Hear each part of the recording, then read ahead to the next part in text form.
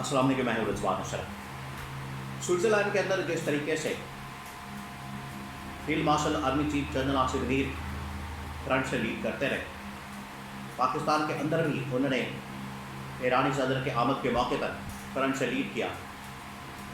इससे दो तीन चीज़ें बिल्कुल वाज़ेह हो गई हैं और आने वाले वक्त का, आने वाले दिनों के अंदर जो मंजरनामा बनने जा रहा है, जो पूरा एक सीन बनने जा रहा है, उसके बारे में बहुत अहम तरीन मालूमात मेरे पास मौजूद है, वो आपके साथ में शेयर करता हूँ। 3-4 खबरें बहुत बड़ी, क्योंकि आगे जो मंजरनामा बनने जा रहा है वह पाकिस्तान का मुस्तकबिल, पाकिस्तान की मौजूदा गवर्नमेंट का मुस्तकबिल, मौजूदा सेटअप का निज़ाम का मुस्तकबिल, उसका तयन होने जा रहा है। इसलिए इसको समझना बड़ा ज़रूरी है कि आज जो डेवलपमेंट्स हो रही है, आज जो इस हवाले से ये मामला चल रहे हैं, इसका आउटकम क्या आने वाला है, इसके बारे में बड़ी अहम तरीन मालूमात, 3-4 खबरें। सबसे पहले इसमें अगर किसी को क्रेडिट जाता है, सबसे पहले तो आप इस बात को समझें कि फील्ड मार्शल को जाता है, जनरल आसिम को जाता है।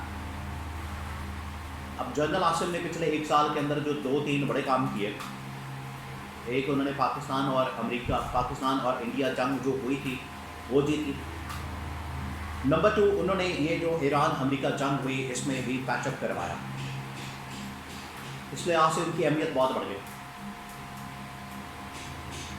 और पाकिस्तान की इंडिया के साथ जब जंग हुई तो उसके बाद ही इन्होंने बता दिया था कि जो इस वक्त सदारत का ओहदा है वो फील्ड मार्शल के पास होना चाहिए, क्योंकि उसके बाद डिप्लोमेटिक लेवल के ऊपर आना जाना, मुलाकातें, पाकिस्तान के अंदर मुलाकातों का सिलसिला, इंटरनेशनल लेवल के ऊपर मुलाकातों का सिलसिला, उसको सारी मिलिट्री लीडरशिप हैंडल करती रही और उसमें लीड करते रहे जनरल आसिम। लेकिन एक मसला आया जो कि इस बार भी सामने आया, और मसला ये था कि जब ये जाके इंटरनेशनल लेवल के ऊपर आगे फ्रंट के ऊपर खड़ा हो जाता शहबाज शरीफ। अब शहबाज शरीफ आपको बताया ना 9 में ना 13 में ना उसने को काम किया, तू कौन मैं काम था, बेगानी शादी में अब्दुल्ला तिवाना, ये वाली उसकी हालत। और ऐसे ही ट्रंप की तारीफें कर रहा है और ट्रंप को चुप के रखा हुआ है या ट्रंप के चुप के रखे हुए।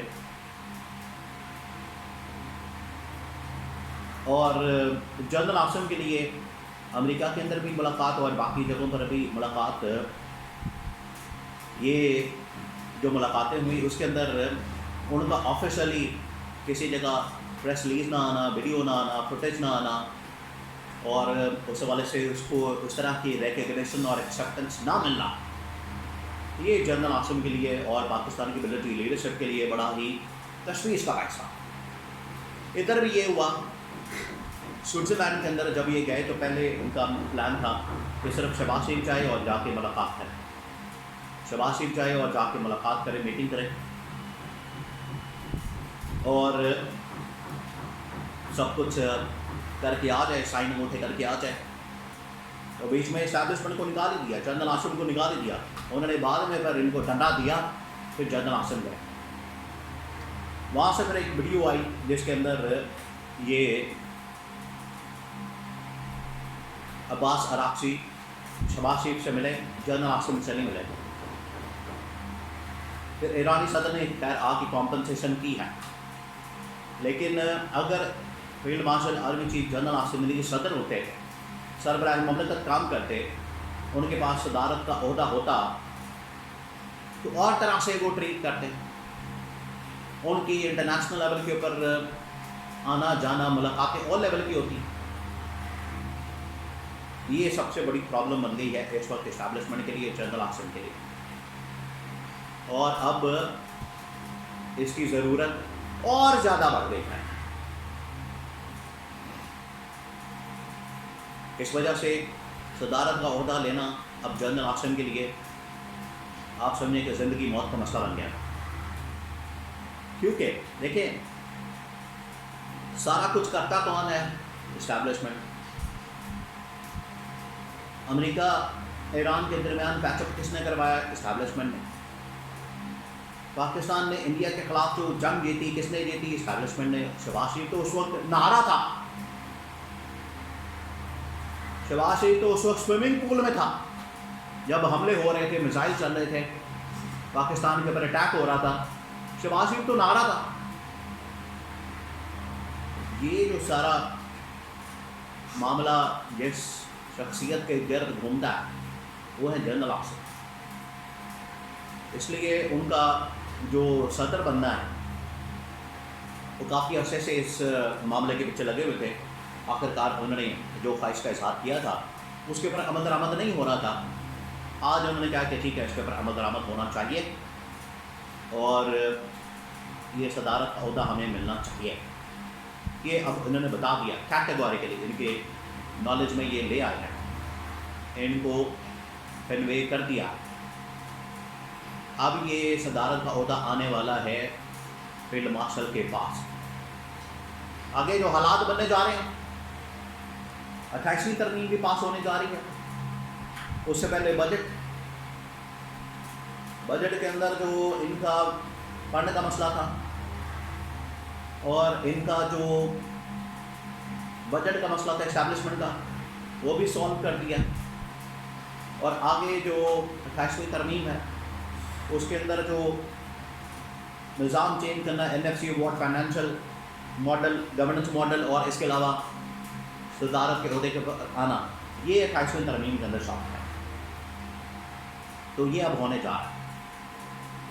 वैसे तो होना ये चाहिए था कि डायरेक्ट वहाँ से आते ऐवान सदर में आके लैंडिंग करते और सदारत का ओहदा संभाल लेते जनरल आसिफ। असूलन प्रिंसिपल तो ये होना चाहिए था, लेकिन चले इनको थोड़ा टाइम मिल गया तो ये आप समझें कि अब इनके लिए ये बेनिफिट है, ये इनके लिए गनीमत है। इनको जो टाइम मिला ये इनके लास्ट डेज हैं हुकूमत के इक़्तिदार में, बाबर में और ख़ास तौर पर आसिफ अली ज़रदारी के लिए,